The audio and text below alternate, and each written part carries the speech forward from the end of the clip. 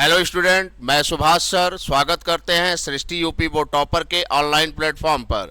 आज हम लोग केमिस्ट्री में विद्युत रसायन में विद्युत रासायनिक सेल पर चर्चा करेंगे। इससे पहले हम लोग विद्युत अपघटनी सेल के बारे में पढ़ें। आज हम लोग सेल के दूसरे प्रकार यानी विद्युत रासायनिक सेल के बारे में जानेंगे। तो पहले हम जानेंगे कि विद्युत रासायनिक सेल होता क्या है। तो जैसा कि हम पिछले क्लास में यानी वीडियो में आपको बता चुके हैं कि विद्युत रासायनिक सेल कहते किसे हैं। विद्युत रासायनिक सेल ऐसा सेल होता है जो रासायनिक ऊर्जा को विद्युत ऊर्जा में परिवर्तित करता है। ठीक है, इस सेल की खोज सर्वप्रथम गैल्वेनी तथा वोल्टा द्वारा की गई, इसलिए इस सेल को गैल्वेनी सेल या वोल्टा सेल के भी वोल्टीय सेल के नाम से भी जाना जाता है। चूंकि जितने भी रासायनिक सेल होते हैं सभी सेलों में ऑक्सीकरण और अपचयन की क्रियाएं होती हैं, इसलिए इन सेलों को एक नाम से और हम जानते हैं जिसे हम लोग रेडॉक्स सेल कहते हैं। ठीक है, तो डेनियल से रासायनिक सेल में हमारे सिलेबस में एक सेल है डेनियल सेल, उसी के बारे में चर्चा होगी। तो रासायनिक सेल किसे कहते हैं उसका एक एग्जाम्पल यानी डेनियल सेल के बारे में हमें जानना है। तो चलिए शुरू करते हैं।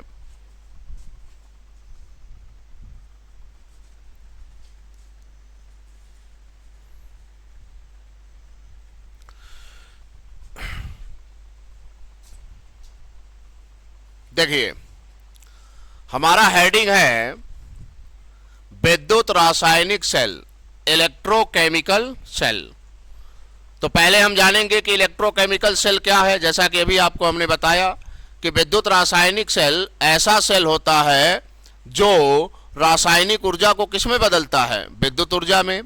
चूंकि इसको खोजने वाले वैज्ञानिक गैल्वेनी और वोल्टा थे, इसलिए इस सेल को गैल्वेनी सेल या वोल्टीय सेल कहा जाता है। चूंकि जितने भी रासायनिक सेल होते हैं उनमें ऑक्सीकरण और अपचयन की क्रियाएं होती हैं और इसलिए इन्हें रेडॉक्स सेल के भी नाम से जाना जाता है। तो आपको पता होना चाहिए कि रासायनिक सेल को इतने नाम से जाना जाता है। वो परीक्षा में कोई नाम देके आपसे पूछ सकता है। जैसा कि आप देख सकते हैं यहाँ लिखा भी होगा कि ऐसा सेल जो रासायनिक ऊर्जा को विद्युत ऊर्जा में परिवर्तित कर दे उसे हम विद्युत रासायनिक सेल कहते हैं, जिसे सर्वप्रथम गैल्वेनी या वोल्टा द्वारा खोजा गया, इसलिए इसे गैल्वेनी सेल या वोल्टी सेल कहा जाता है। चूंकि इस सेल में ऑक्सीकरण और अपचयन की क्रियाएं होती हैं, इसलिए इसे रेडॉक्स सेल भी कहा जाता है। इसका सबसे बढ़िया उदाहरण है डेनियल सेल। कौन सा उदाहरण है? Daniell cell. डेनियल सेल बहुत इंपॉर्टेंट सेल होता है, एग्जाम में कई बार पूछा भी गया है। डेनियल सेल के बारे में अगर हमें जानना है तो आप पिक्चर देखिए, यहाँ पे फोटो, ये डेनियल सेल का फोटो है। ठीक है, डेनियल सेल चूंकि एक रासायनिक सेल है तो आपको मालूम है कि रासायनिक सेल में दो पात्र होते हैं जिसमें इलेक्ट्रोडों को अलग अलग रखा जाता है। एनोड को अलग पात्र में और कैथोड को अलग पात्र में रखा जाता है। रासायनिक सेलों की सबसे बड़ी पहचान यही होती है कि दोनों इलेक्ट्रोडों को अलग अलग पात्र में रखते हैं। अगर यही हम अपघटनी सेल की बात करते तो अपघटनी सेल में दोनों इलेक्ट्रोडों को हम हमेशा एक ही पात्र में रखते हैं। तो जैसा कि आपके सामने देखिए डेनियल सेल का प्रारूप है। एक पात्र हमने लिया, इस पात्र में हमने जिंक सल्फेट का विलयन लिया और उसमें जिंक धातु की छड़ हमने डुबा दिया, जो कि किसका कार्य करेगा? एनोड का, जिसपे हमेशा ऑक्सीकरण की क्रिया होगी। फिर हमने दूसरा पात्र लिया, दूसरे पात्र में हमने कॉपर की छड़ लिया, उसे कॉपर सल्फेट के विलयन में हमने क्या कर दिया? डुबा दिया, जो कि किसका कार्य करेगा भी? कैथोड का कार्य करेगा।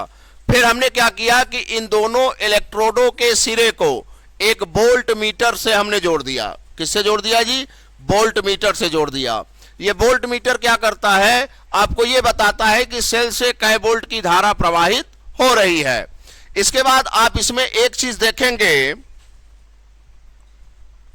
इसमें अगर आप देखेंगे तो एक ये यू आकार की नली है। इसमें अगर आप ध्यान दें तो यहां पे देखेंगे तो ये आपको एक यू आकार की नली दिख रही होगी। ये जो यू आकार की नली आपको दिख रही है, इस नली को हम लवण सेतु कहते हैं, जिसको हम सॉल्ट ब्रिज कहते हैं। इस सॉल्ट ब्रिज के अंदर हमेशा प्रबल विद्युत अपघट्य भरे जाते हैं। ये करते क्या है कि सेल से धारा प्रवाहित करने में सहायक होते हैं और सेल को कंप्लीट बनाते हैं, यानी पूर्ण रूप से उसको कंप्लीट करते हैं। बिना इसके सेल में धारा नहीं बह सकती। जैसे ही आप सेल को कंप्लीट कर लेते हैं, एनोड पे ऑक्सीकरण की क्रिया होती है और कैथोड पे कौन सी क्रिया होती है? अपचयन की क्रिया होती है। ऑक्सीकरण का मतलब एनोड से इलेक्ट्रॉन को त्यागा जाएगा और कैथोड द्वारा इलेक्ट्रॉन को ग्रहण किया जाएगा। जैसा कि आप यहां पे देख सकते हैं कि इलेक्ट्रॉन यहां से त्याग रहा है एनोड, और जो कि जाके कैथोड पे क्या हो रहा है? एकत्रित।